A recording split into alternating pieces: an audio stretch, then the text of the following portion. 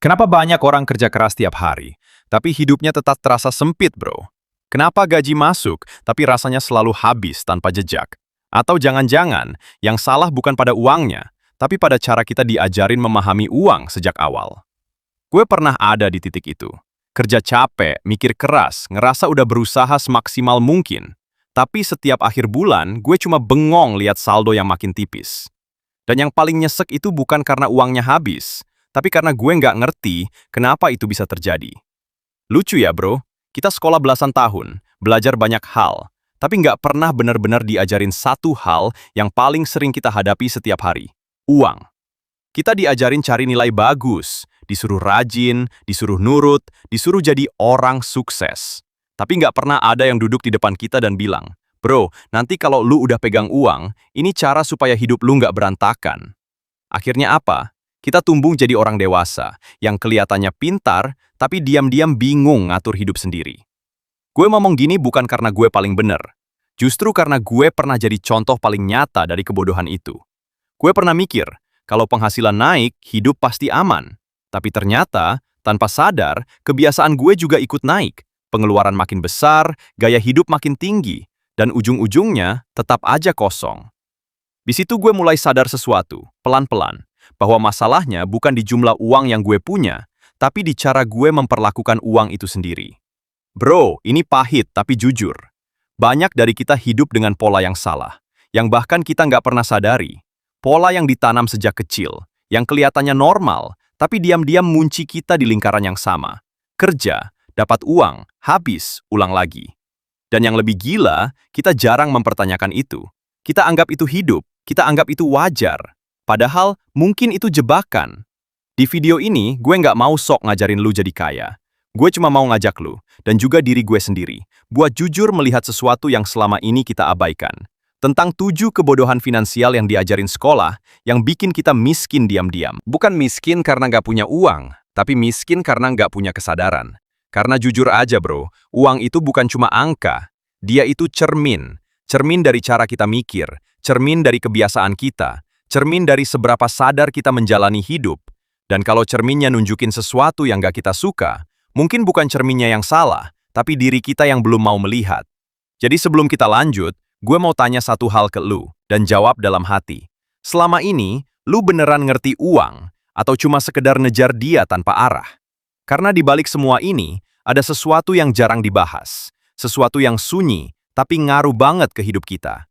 Dan kalau lu mulai sadar itu, mungkin, pelan-pelan, hidup lu nggak akan sama lagi. Bro, kalau kita mundur sedikit dan lihat dari jauh, uang itu sebenarnya cuma alat. Dulu manusia tukar barang, beras ditukar garam, tenaga ditukar hasil.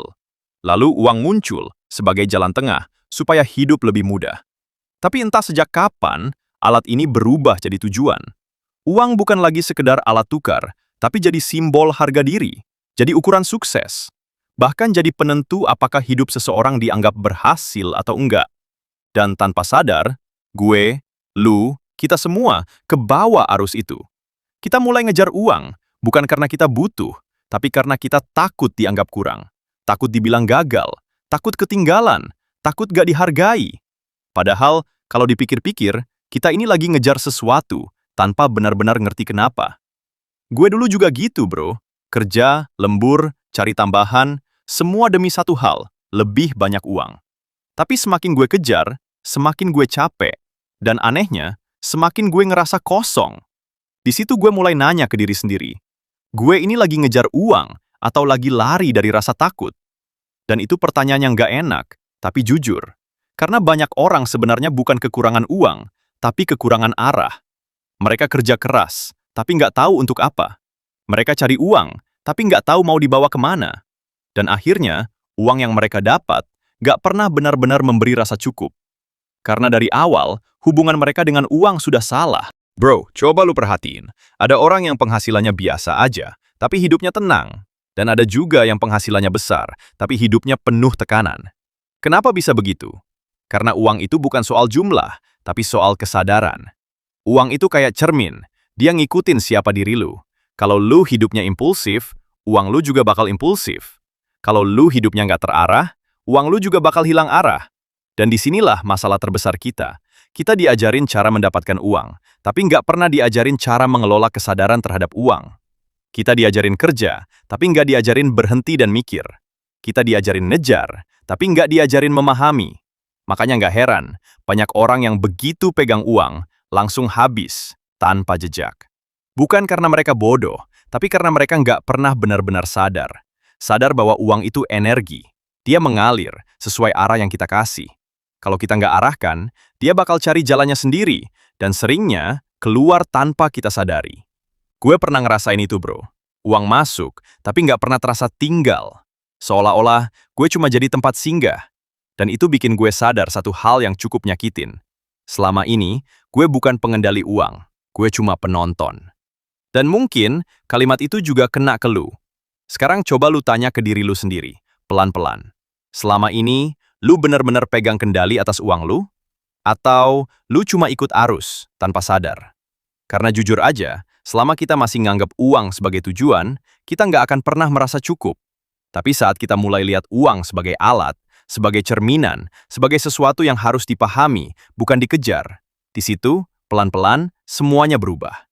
Cara lu lihat hidup berubah, cara lu ambil keputusan berubah, dan yang paling penting, cara uang datang dan pergi juga ikut berubah.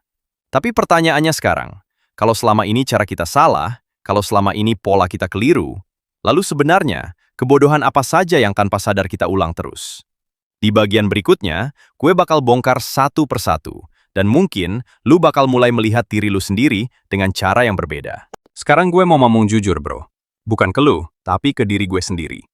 Ternyata selama ini, gue nggak kekurangan uang.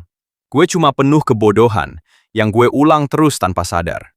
Dan yang bikin lebih parah, kebodohan itu bukan muncul tiba-tiba, tapi dibentuk pelan-pelan dari cara kita diajarin sejak kecil.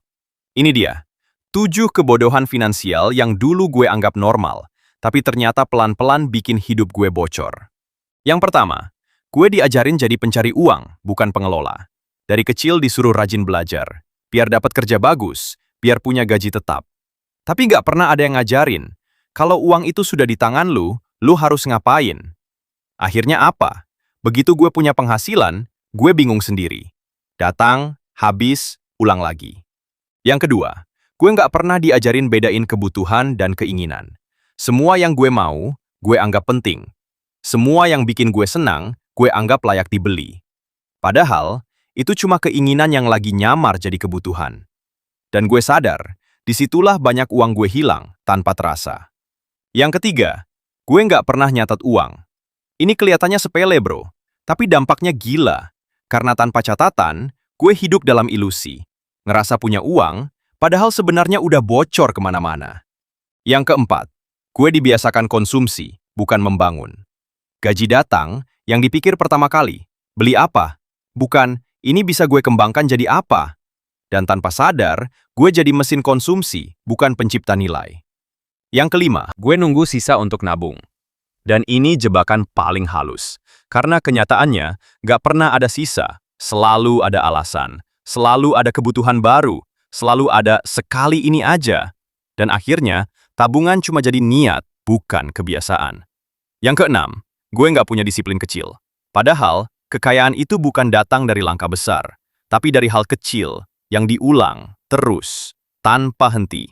Ngatur pengeluaran kecil, nahan diri dari hal nggak penting, konsisten walau nggak kelihatan hasilnya langsung. Dan jujur aja, gue sering gagal di sini. Yang ketujuh, ini yang paling dalam dan paling nyakitin. Gue nggak pernah benar-benar menghargai uang. Gue anggap uang itu biasa, datang ya dipakai, habis ya cari lagi, tanpa pernah mikir berapa waktu, tenaga, dan hidup yang gue tukar untuk itu.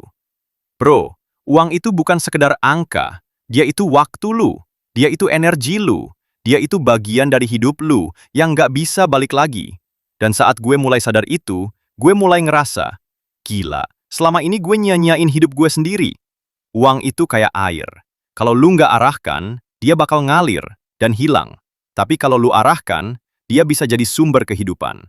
Sekarang gue mau tanya, dan kali ini, coba lu jawab jujur banget. Selama ini, lu pakai uang dengan sadar, atau lu cuma ikut arus sampai habis? Karena dari semua kebodohan ini, ada satu hal yang pelan-pelan mulai gue pahami. mengelola uang itu bukan soal teknik dulu, bukan soal strategi dulu, tapi soal kesadaran. Dan tanpa kesadaran, sebanyak apapun uang yang lu punya, ujungnya bakal sama. Habis, tanpa makna. Di bagian berikutnya, kita bakal masuk lebih dalam lagi, bro. Tentang sesuatu yang jarang dibahas, tapi justru jadi kunci dari semuanya.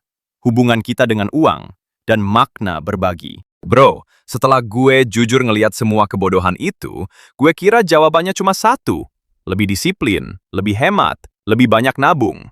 Tapi ternyata, ada satu hal yang lebih dalam dan lebih sunyi yang selama ini gue nggak pernah benar-benar pahami tentang hubungan gue dengan uang. Karena jujur aja, cara kita memperlakukan uang itu cerminan cara kita memandang hidup. Kalau kita selalu merasa kurang, uang sebanyak apapun nggak akan pernah cukup. Kalau kita selalu takut kehilangan, kita nggak akan pernah tenang meskipun punya banyak. Dan di titik itu gue mulai sadar, selama ini gue bukan cuma salah ngatur uang, tapi salah merasakan uang. Gue terlalu tegang, terlalu nahan, terlalu takut, seolah-olah uang itu segalanya, padahal dia cuma alat. Lalu gue ketemu satu konsep yang sederhana, tapi jujur, ini ngebalik cara pandang gue. Berbagi. Dulu gue mikir, gue aja masih kurang, ngapain berbagi? Masuk akal kan? Tapi justru disitulah jebakannya. Karena ternyata, berbagi itu bukan soal punya lebih, tapi soal sadar bahwa apa yang kita punya nggak sepenuhnya milik kita. Awalnya berat, bro, ngeluarin uang padahal lagi pengen nahan. Tapi anehnya, setiap kali gue mulai berbagi, walaupun kecil, ada rasa lega yang nggak bisa dijelasin. Bukan karena jumlahnya, tapi karena ada sesuatu di dalam diri yang berubah. Gue mulai ngerasa cukup. Dan dari situ gue sadar satu hal yang paradoks. Semakin kita memahami uang, semakin kita nggak terikat sama uang.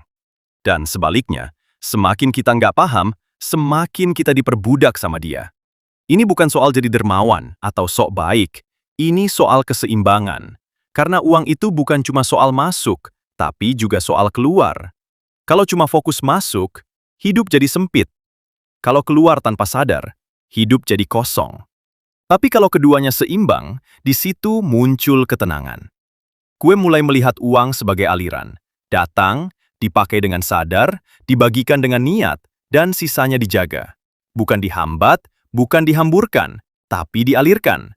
Dan dari situ gue belajar bahwa rezeki itu bukan cuma tentang berapa yang kita punya, tapi tentang bagaimana kita menjaga dan memaknai apa yang datang. Bro, sekarang gue mau tanya sesuatu, dan kali ini coba lu rasakan, bukan cuma dipikirin. Selama ini, hubungan lu sama uang itu kayak apa? Apakah lu selalu merasa cukup atau selalu merasa kurang walaupun udah dapat? Apakah lu pakai uang dengan sadar atau cuma reaksi dari keinginan sesaat? Dan yang paling dalam, apakah uang itu bikin hidup lu lebih tenang atau justru lebih gelisah? Karena di akhir hari, uang bukan yang menentukan hidup kita, tapi cara kita memperlakukan uang, itulah yang diam-dina. Sampai di titik ini, bro, gue nggak lagi ngerasa lagi belajar tentang uang. Gue ngerasa gue lagi belajar tentang diri gue sendiri. Karena makin gue dalami, makin gue sadar, uang itu nggak pernah benar-benar jadi masalah utama. Yang jadi masalah, cara gue mikir, cara gue bersikap, cara gue memperlakukan apa yang gue punya. Dan jujur aja, ini bukan hal yang enak buat diakui. Lebih mudah nyalahin keadaan, lebih gampang bilang gaji kurang, lebih nyaman merasa hidup nggak adil. Tapi saat gue mulai jujur, gue lihat satu hal yang selama ini gue hindari. Gue sendiri yang sering jadi penyebab kebocoran itu. Bukan karena gue nggak mampu, tapi karena gue nggak sadar. Nggak sadar saat beli hal yang nggak perlu. Nggak sadar saat nurutin keinginan sesaat. Nggak sadar saat nyia-nyiain uang yang sebenarnya punya makna. Dan yang paling dalam, gue nggak sadar kalau selama ini, gue belum benar-benar menghargai rezeki. Bro, rezeki itu bukan cuma tentang berapa banyak yang masuk, tapi tentang gimana lu menjaganya, gimana lu mengalirkannya, dan gimana lu memaknainya. Karena ada orang yang penghasilannya kecil, tapi hidupnya terasa cukup. Dan ada juga yang penghasilannya besar, tapi hatinya selalu gelisah. Kenapa? Karena cukup itu bukan angka, cukup itu kesadaran, dan disitulah semuanya berubah. Saat lu mulai sadar, lu nggak lagi sembarangan pakai uang, lu nggak lagi impulsif, lu mulai memilih dengan tenang.